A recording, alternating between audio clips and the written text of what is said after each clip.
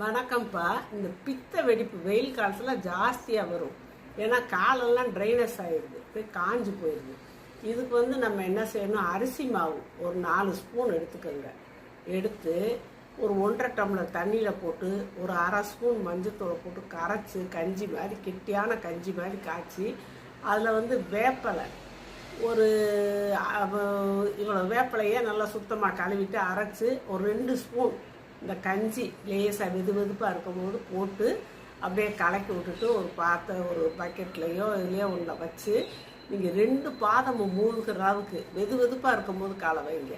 வச்சு ஒரு 20 நிமிஷம் அப்படியே வச்சுருந்துட்டு அந்த கசப்பு மஞ்சத்தூள்லாம் போய் அதில் இருக்க கிருமியெல்லாம் எடுத்துரும்.